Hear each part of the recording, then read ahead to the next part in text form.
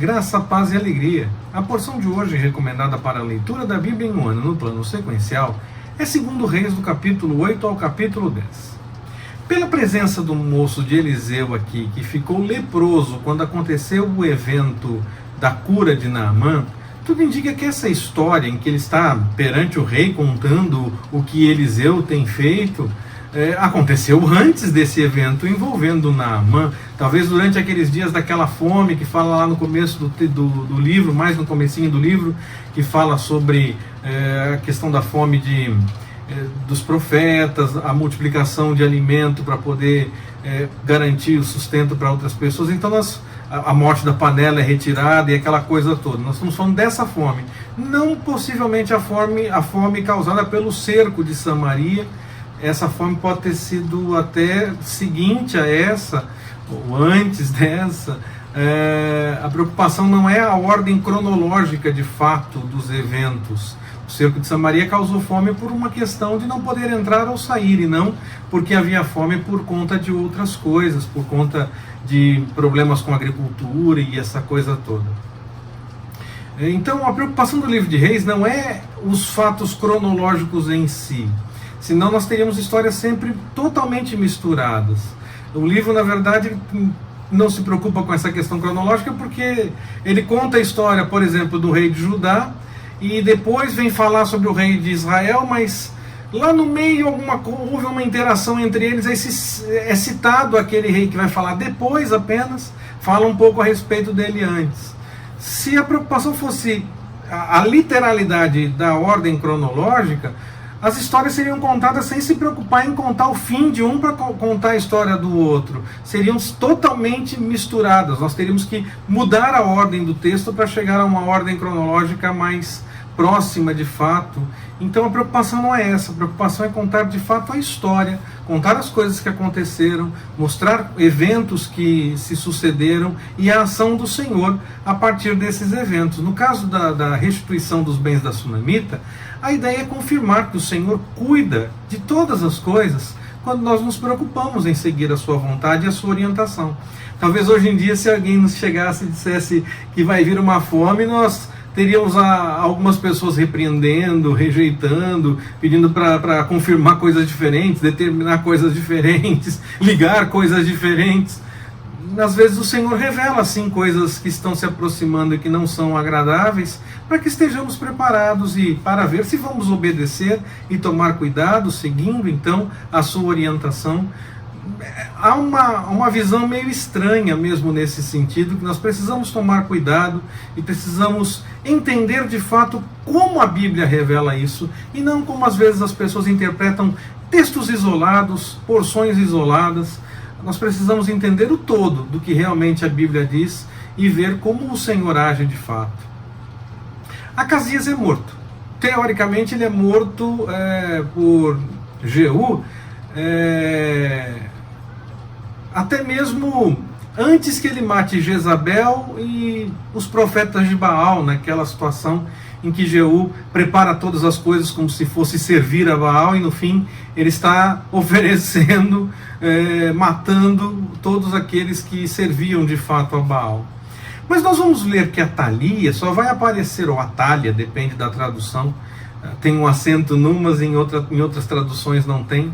Ela só vai aparecer usurpando o trono apenas no próximo capítulo da sequência que nós vamos ler depois, e se o Senhor permitir, estará na nossa próxima mensagem.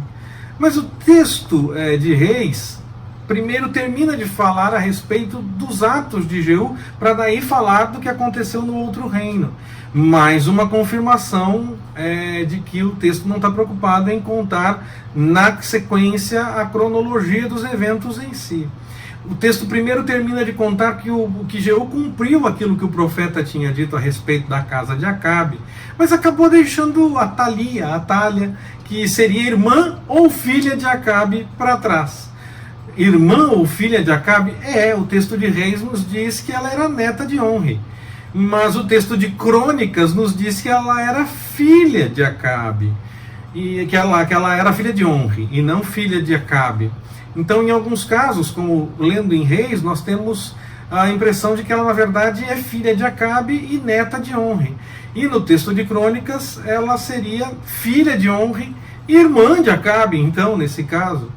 O fato é que ela tinha ligação com a casa de Acabe e tinha a ligação com seguir os caminhos, a forma como eles faziam as coisas, principalmente na questão de adoração, entende-se assim, na questão da espiritualidade. Se ela é irmã ou se ela é filha de Acabe, isso é detalhe. Detalhe é um detalhe. Nesse universo onde se fala essas coisas, é realmente um detalhe, porque nós vamos ver, por exemplo, em Daniel, que Belsazar é tratado como filho de Nabucodonosor. Mas a linha histórica não é exatamente essa.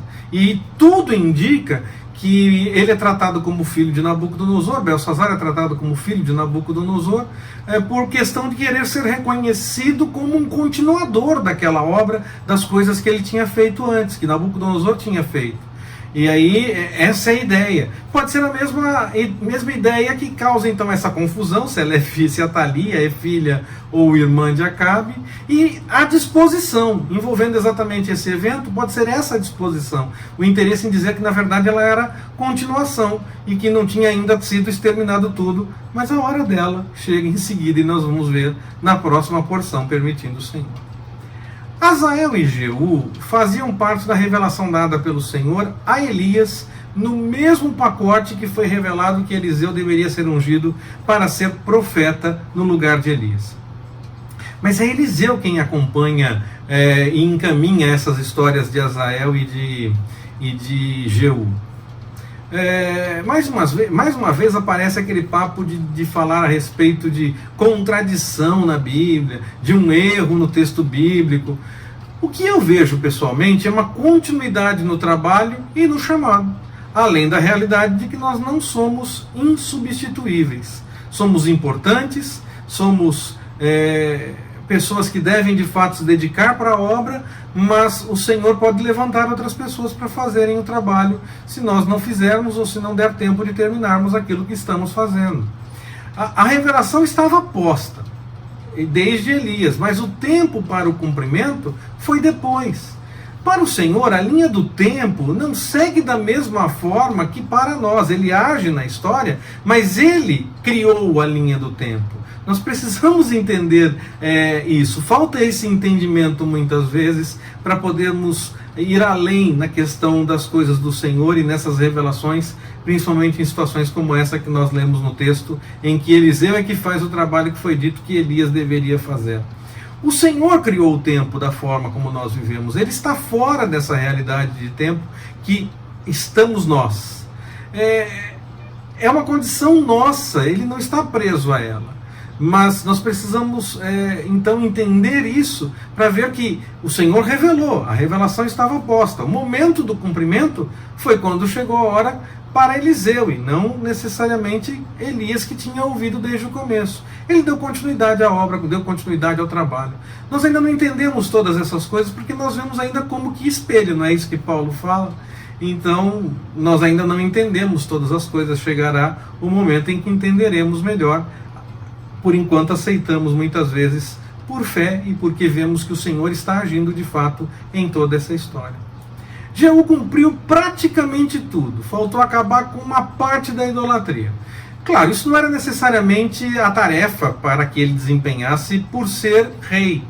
Era uma tarefa para ele desempenhar por ser servo do Senhor. De qualquer forma, o Senhor confirma que ele quase chegou lá. Registra que faltou só uma coisinha para o 10. E ele não conseguiu tirar 10 porque faltou uma coisinha. Nós precisamos então tomar cuidado com o nosso envolvimento na obra do Senhor. Podemos fazer as coisas certas, mas ainda assim não fazer tudo o que deveríamos fazer. É importante tomar cuidado com fazer tudo o que o Senhor quer que nós façamos para o andamento da obra. Para encerrar, eu quero destacar algo que acontece no meio da passagem. Mesmo ridicularizando o moço do profeta, quando souberam o que ele foi fazer, respeitaram. Muitos fazem isso. Duvidam, ridicularizam alguém que fala ou faz as coisas em nome do Senhor, mas acabam aceitando quando parece interessante. Que saibamos aceitar a vontade do Senhor sempre, e não só quando ela parecer interessante aos nossos olhos. Que Ele nos abençoe. Forte abraço, até mais, permitindo o Senhor.